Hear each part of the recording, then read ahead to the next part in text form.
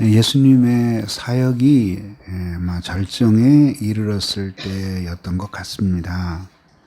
많은 사람들에게 병 고치시기에 능하신 예수님의 소문이 났고, 절망적이던 많은 사람들이 치료를 받기 위해 예수님께 모였습니다.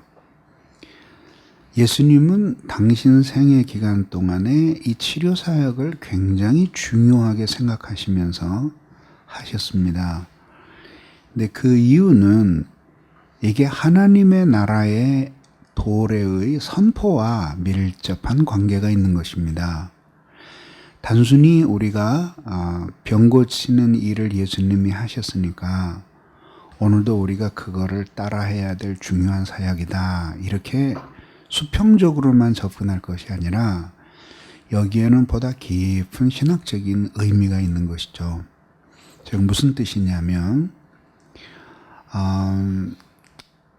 이때의 그 예수님의 시대의 사람들과 사도들은 예수님을 통해서 교회를 보았어요. 그렇기 때문에 예수님의 사역에서 나타나는 이 기적은 곧 하나님의 나라가 임하였다는 큰 증거였어요. 그래서 안진뱅이가 일어나고 소경이 눈을 뜨고 절름발이가 걸어나거든 하나님의 나라가 너희에게 임한 줄을 알라. 예수님이 말씀하신 것도 바로 그런 이유 때문이었습니다.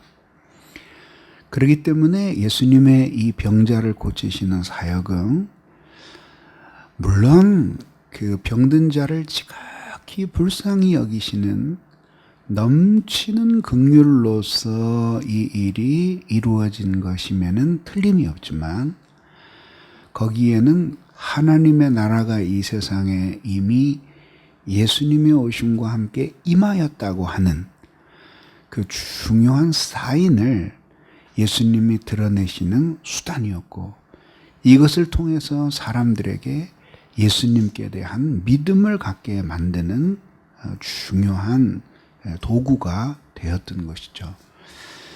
그래서 예수님의 관심은 사람들에게 기적적으로 병을 고쳐주시면서도 목표 자체가 다시 병들 육신의 몸의 회복만이 아니라 그 사건을 통해서 그들의 영혼을 깨워 자신들에게 하나님의 구원의 은혜가 필요하고 또 예수님이 이미 그 구원주로 오셨다는 것을 보여주고 싶으셨던 것입니다. 아무튼 그렇게 해서 많은 사람들이 모이게 되었던 거죠. 아까 얘기 나왔으니까 더 하죠. 그 당시에는 예수님을 통해서 교회를 보았지만 이제 사도들 이후에는 반대로 교회를 통해서 예수 그리스도를 보게 됩니다. 이게 무슨 뜻이냐면 그 당시에는 예수 그리스도의 기적과 놀라운 가르침을 보면서 하나님 나라가 임한 것을 알고 그를 통해 이루어질 교회를 보았지만, 이젠 이미 이루어진 교회를 통해서 그 교회의 가르침과 섬김의 사역을 통해서 예수 그리스도를 믿음으로 보게 된다, 이런 이야기입니다. 아무튼 오늘 하고 싶은 이야기는 이제부터입니다. 많은 사람들이 모였습니다. 그런데 거기에 한 중풍병자가 있었습니다. 중풍이라고 하는 것은 여러분도 알다시피 반신불수잖아요. 그래서 몸을 쓰지를 못합니다. 그렇게 해서 이제 중풍이 걸린 거거든요. 그래서 이제 이 중풍은 그 순환기 계통의 질병인데 누구도 장담할 수가 없어요. 어느 목사님은 아주 굉장히 건강하신 분인데 연세 드셔서 낮에 신방을 참 여름에 열심히 하시고 온몸에 땀이 비오듯 하니까 사탁에 들어가셔서 시원한 물을 확 틀었는데 물 맞은 그쪽만 완전히 말하자면 풍이 온 거예요. 그래서 여러분들이 아무리 젊어도 여름에 막 확 차가운 거 그냥 확 그거는 굉장히 위험해요. 그거는 굉장히 안 좋은 거예요. 그래서 천천히 그렇게 하셔야 돼요. 근데 어쨌든 풍을 맞았어요. 그러면 이제 못 움직이게 되죠. 그런데 그를 아주 긍휼히 여기는 그 가까운 지인들이 있었던 것 같아요. 그래서 4사람이 매여서 이 사람을 예수님께 가서 한번 기도 좀 받아보려고 데리고 왔는데요. 뭐 그저 여러분 쉽게 생각하면은 추석날 극장에 표 사러 간 것처럼 생각하시면 돼요. 사람들이 막 꽉 차서 인터넷도 없던 시대에 미리 예약도 못했으니까 뭐 꽉 차서 어떻게 할 수가 없는 거죠. 근데 뭐 어쨌든 거기까지 그렇게 갔으니까 잘한 거 아닙니까? 그래서 여기 성경에 보면 없어서라는 말이 2번이나 나와요. 문 앞까지도 들어설 자리가 없게 되었는데 예수께 무리들 때문에 예수께 데려갈 수 없으므로 그래서요. 됐잖아요.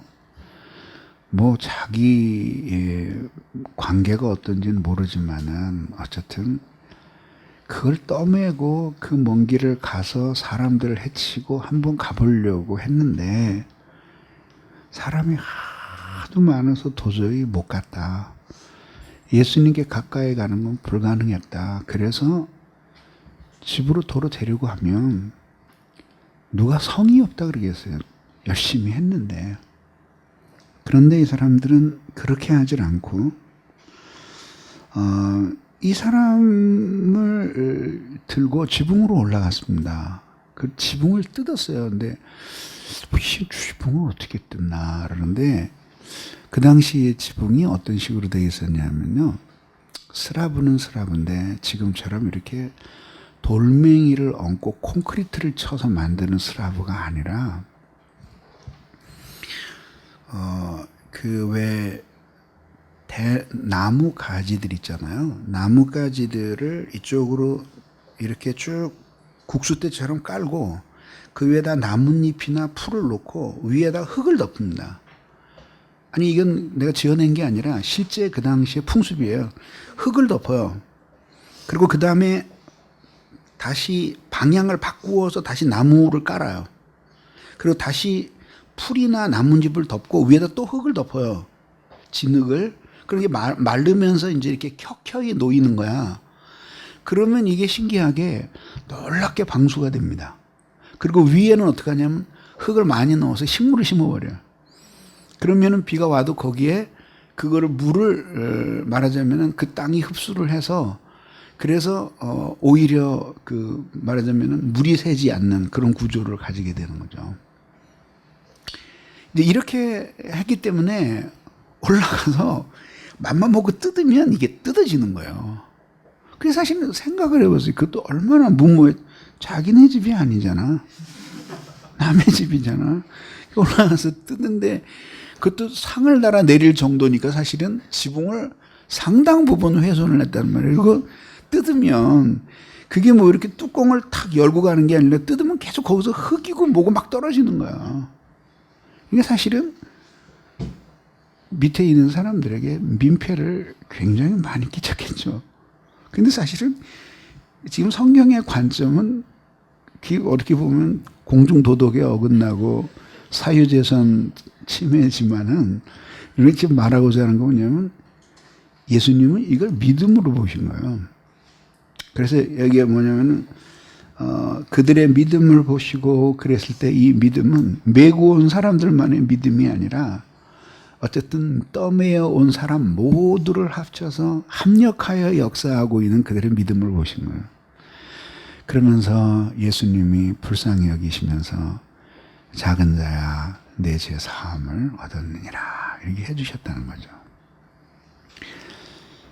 여기서 우리들이 하나 교훈을 받고자 하는 것은 뭐냐면은 물론 질병의 원인이 죄에 있다는 것, 그 죄를 사해 주시는 권세가 예수 그리스도께 있다는 것. 이것은 불변의 진리이고 우리에게 가장 커다란 교훈입니다. 그것과 함께 우린 여기서 한 가지 발견하게 되는 게 뭐냐면은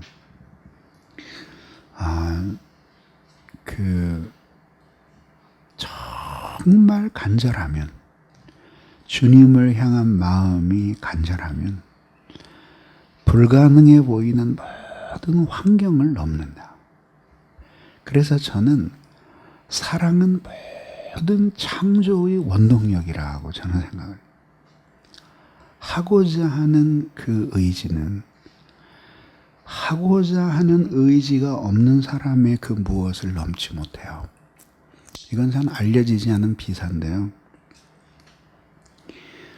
미국이 일본이 진주만을 기습할 것이라고 하는 것을 전혀 생각을 하지 않은 것은 아닙니다. 그럴 가능성이 있다고 보았고, 다각적으로 진주만의 기습이 가능할까? 기습을 하게 된다면 어떤 식으로 타격을 해올까라는 것을 고민을 했던 것이죠. 어느 날 상당히 많은 일본의 함대가 미국의 관측에서 사라졌어요. 그때는 레이더가 없었고 나중에 막 나오던 때였으니까. 근데 사라졌어요. 근데 이제 미국에서 긴장했죠. 얘네들이 어디를 공격하는 게 아닌가. 그 당시에 일본은 막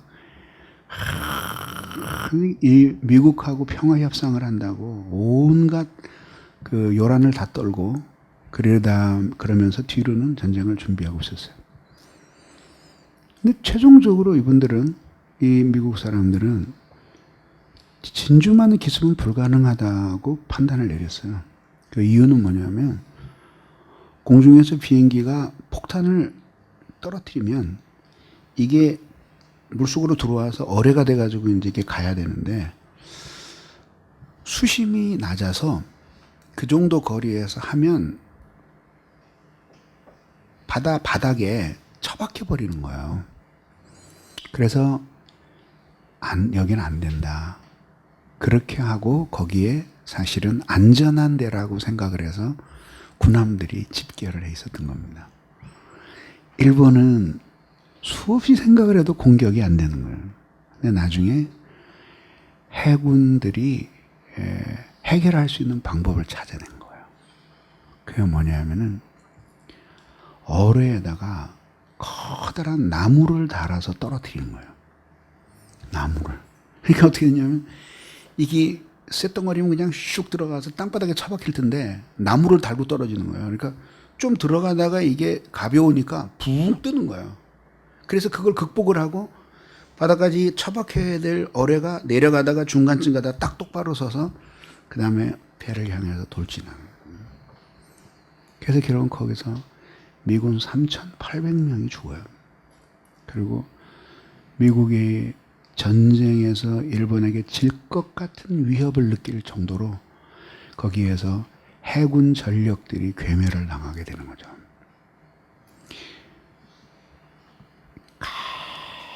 간절한 열정, 하고자 하는 목표에 대한 강한 집착, 이것이 있을 때 불가능해 보이는 모든 환경들을 뛰어넘게 됩니다.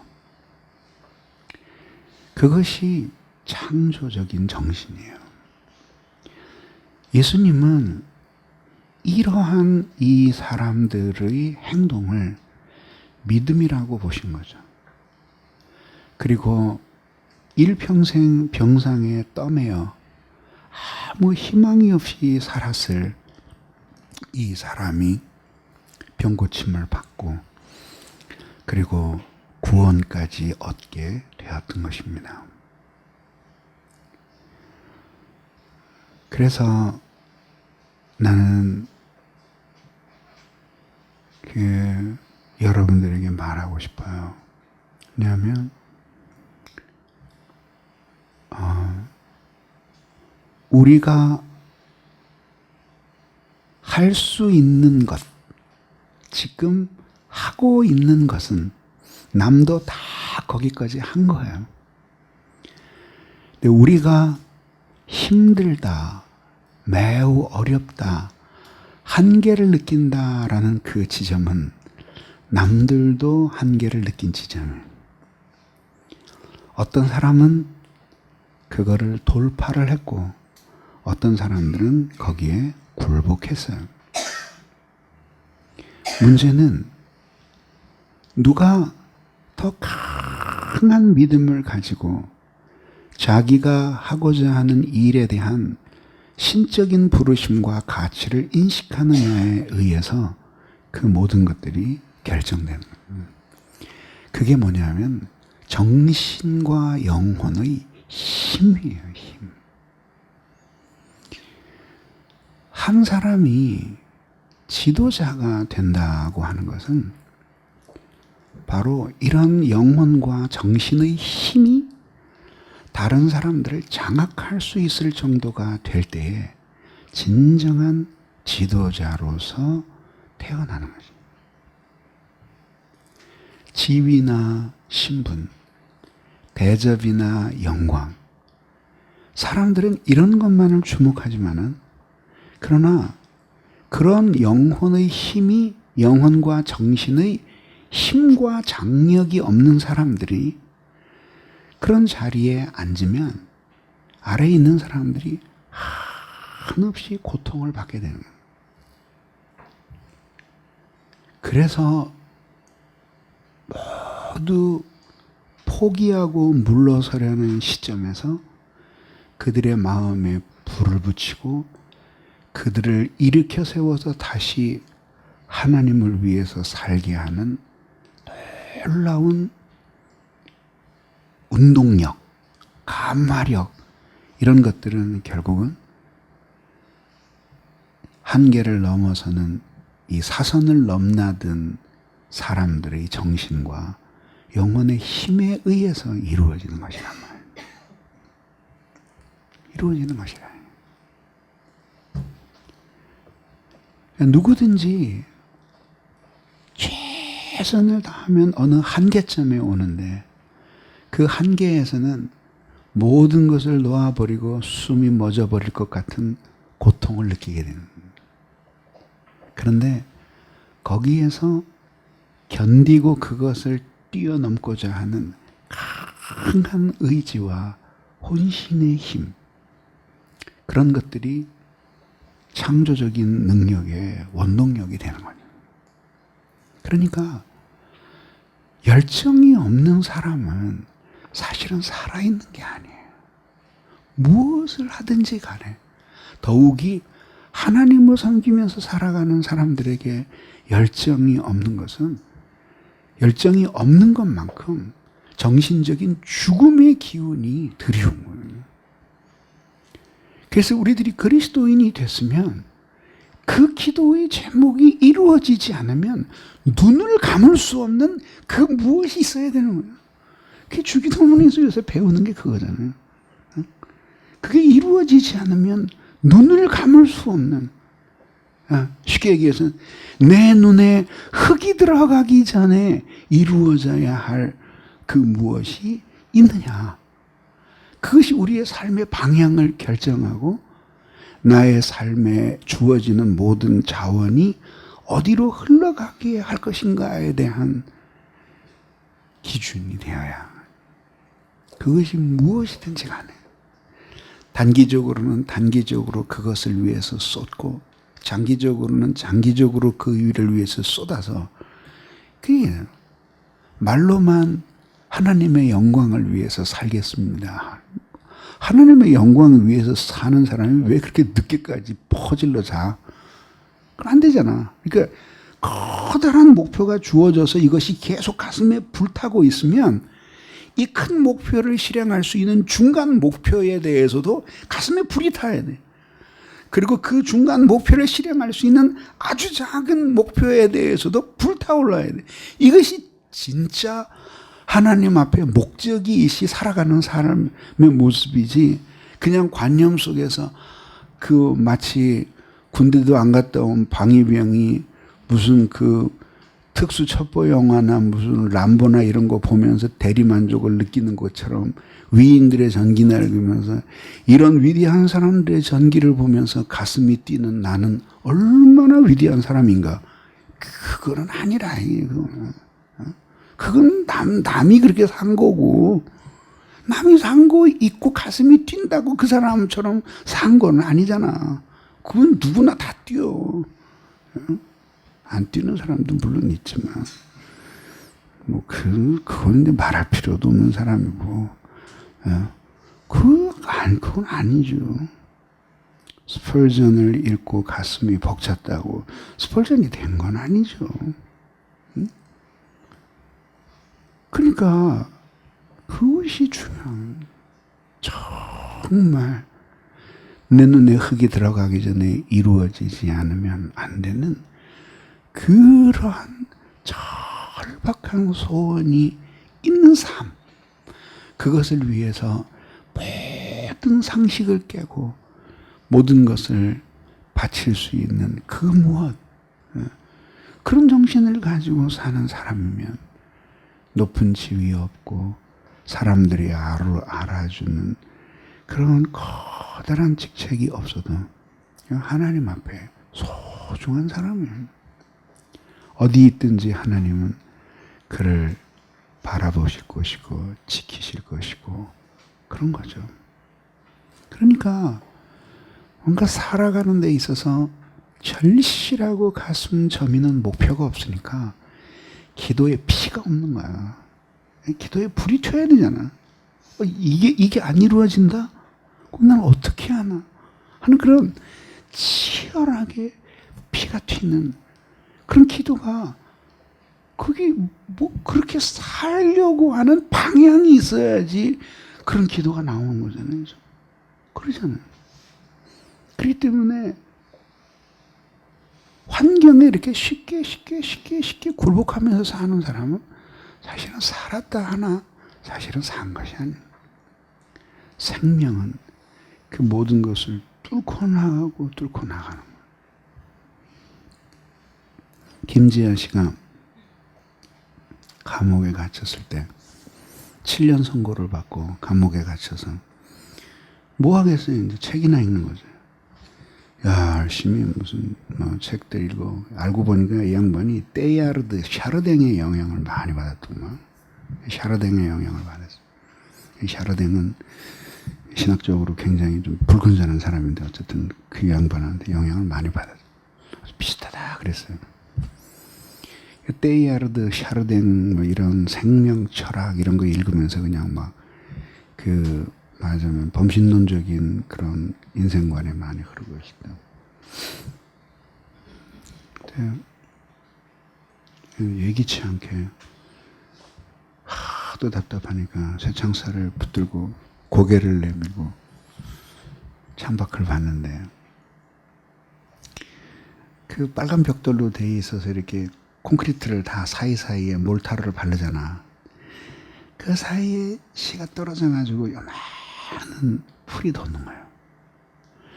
그리고 쉬는 시간에 이제 바깥으로 나와가지고 체조를 하면서 돌아보니까 그 교도소 담장 안에 그렇게 요만한 구멍에 먼지가 쌓여가지고 거기에 씨앗이 떨어져서 조금씩 튀어나온 그 풀들이 수없이 있는 것을 처음 발견한 거예요. 그걸 보고 서너 시간 동안을 감방에 들어가서 통곡을 하고 울었대요. 왜? 이게 생명이구나. 이게 생명의 힘이구나.